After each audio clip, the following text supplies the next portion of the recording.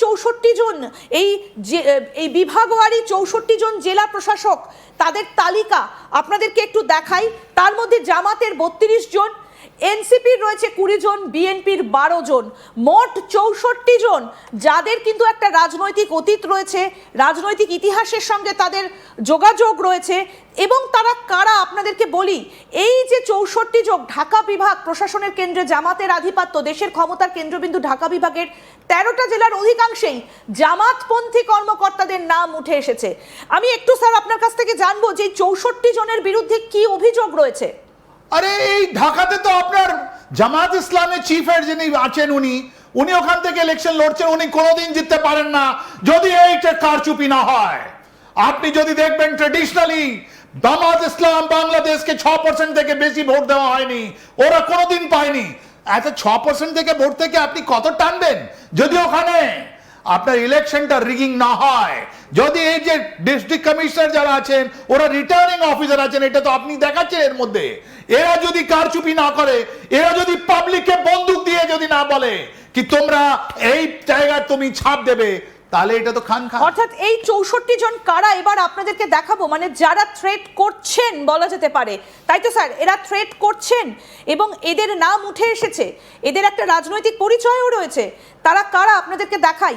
ঢাকার এই যে জামাতের রেজাউল করিম, গাজীপুর, নারায়ণগঞ্জ, মুন্সিগঞ্জ, দেখুন তাদের নামগুলো দেখুন, সবাই এরা জামাতের। এই যে গাজীপুর, নারায়ণগঞ্জ, মুন্সিগঞ্জ, নরসিংদী, মানিকগঞ্জ, টাঙ্গাইল, কিশোরগঞ্জ, ফরিদপুর, রাজবাড়ী, গোপালগঞ্জ, মাদারীপুর, শরিয়তপুর, ঢাকার মধ্যে এই যে 13 জনের নাম পাওয়া গিয়েছে ঢাকা ডিস্ট্রিক্টের, এই 13 জনই কিন্তু জামাতের।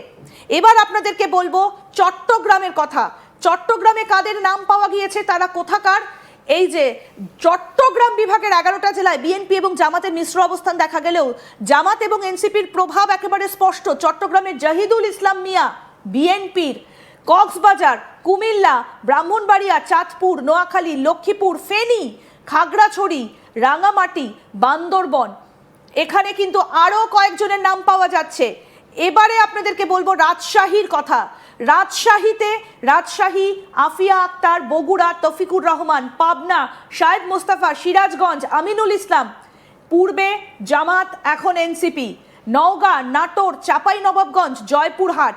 এবং তারপরে দেখুন দক্ষিণাঞ্চলের এই বিভাগে জামাতপন্থীদের আধিক্য লক্ষ্য করা গেছে। কাদের আধিক্য লক্ষ্য করা গেছে, কোথায় কোথায় দেখুন, খুলনাতে জামশেদ খোন্দকার, যশোরে মোহাম্মদ অশোক হাসান, এরা কিন্তু সবাই জামাতের সঙ্গে জড়িত।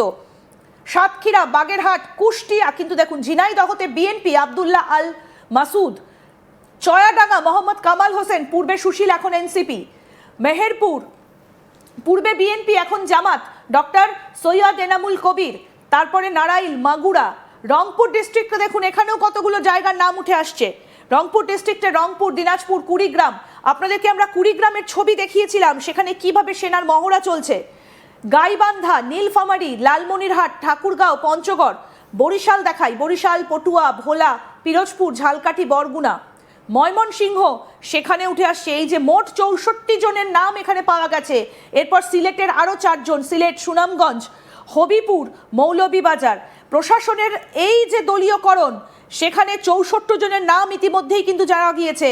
এবং বিশেষজ্ঞদের মতে রাজনৈতিক বিবেচনায় এই কর্মকর্তাদের নিরপেক্ষভাবে তারা কাজ করতে ব্যর্থ হচ্ছেন এবং এরা নির্বাচনে জামাতের হয়ে কাজ করছেন।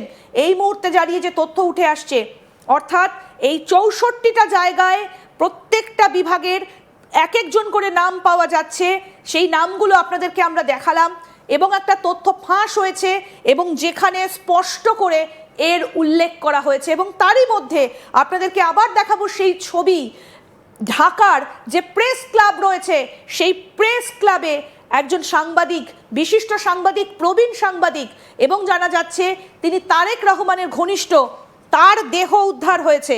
সুতরাং এই যে পুরো ঘটনাটা, প্রেস ক্লাবের টয়লেটে যার দেহ উদ্ধার হয়েছে, এই ঘটনাটা কতটা তাৎপর্যপূর্ণ সেটা কিন্তু আর বলার অপেক্ষা রাখে না। ঢাকা প্রেস ক্লাবের টয়লেটে তাহলে কি গুপ্ত হত্যা?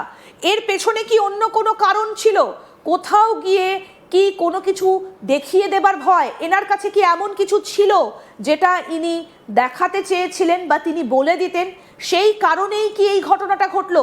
খুব স্বাভাবিকভাবে এই প্রশ্নটা উঠে এসছে এবং আপনাদেরকে আমরা দেখাবো যে কোথাও গিয়ে কি জামাত এই নির্বাচনে এগিয়ে থাকছে, সেই প্রশ্নটাও কিন্তু উঠে আসছে।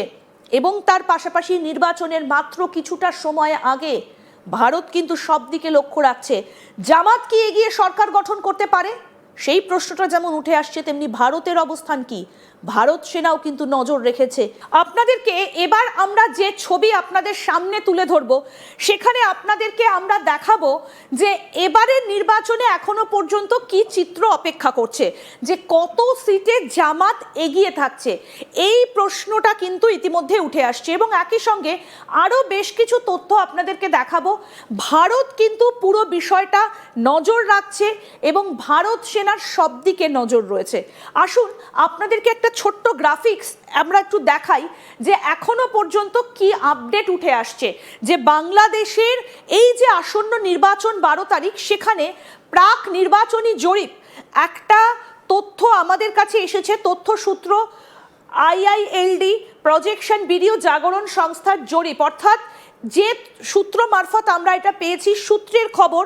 সেখানে কি দেখা যাচ্ছে আপনাদেরকে দেখাই, যে নিশ্চিতভাবে যতগুলো আসন কে জিতবে, এখানে দেখা যাচ্ছে কিন্তু জামাত জোট এগিয়ে রয়েছে। জামাত মানে অনেকগুলো দলের জোট, সেটা আমরা সবাই জানি।